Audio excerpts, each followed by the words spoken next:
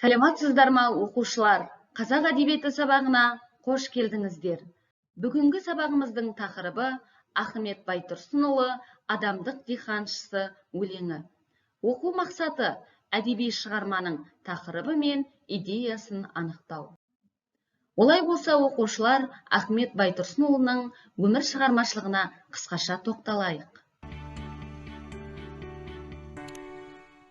Ахмет Байтұрсынұлы көрнекті қоғам және мемлекет қайраткері, ұстаз, қазақ тіл білімі мен әдебиеттану ілімінің және түркологияның негізін қалаушы ғалым, ақын, публицист.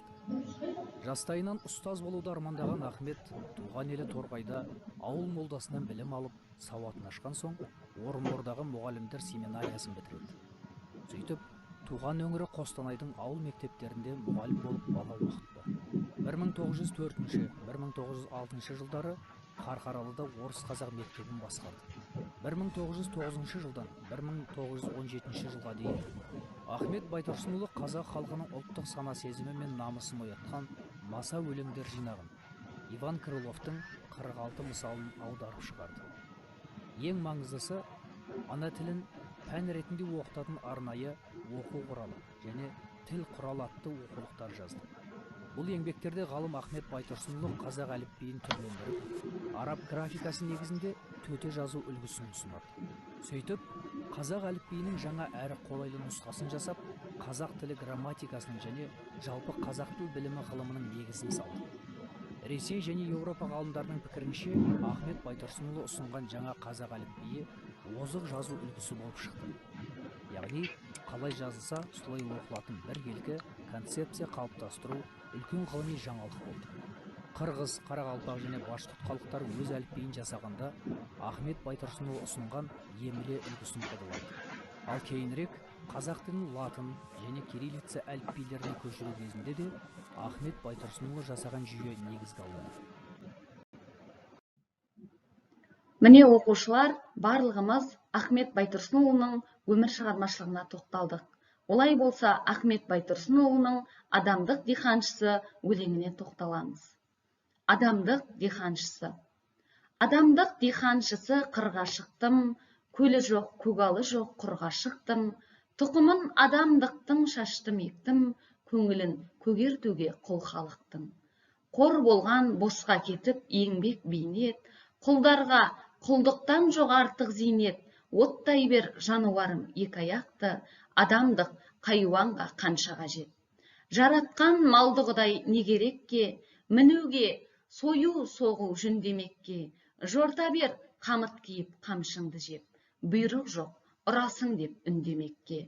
Таяққа ет үйренген қойшы жайлап, көгесек қозғалама түрткен қайда. Есептен алданғандай болғандар көп, жасықты асылма деп білмей қайрап. Бұл міне, оқушылар, Ахмет Байтұрсынұлының «Адамдық диханшысы» өлеңі. Олай болса, оқушылар, тапсырмалар бөліміне көшеміз. Біздерде бірінші тапсырма «Адамдық диханшысы» өлеңінің тақырыбы мен идеясын анықтайтын тірек сөздерді тауып, өз сөзіңмен тұжырымда. Кесте бойынша тапсырманы орындаймыз.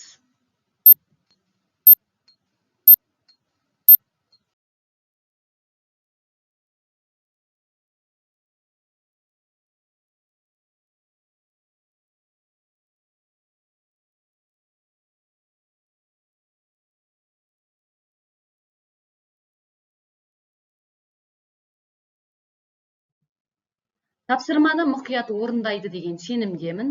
Олай болса, оқушылар, екінші тапсырмаға көшеміз.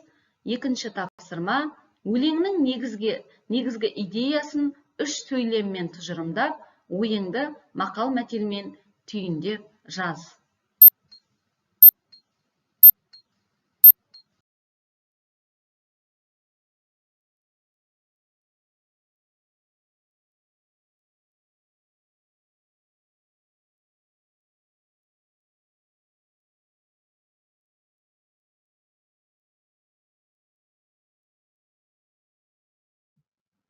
Бұл тапсырманы да сәтті орындайды деп сіздерге сенемін.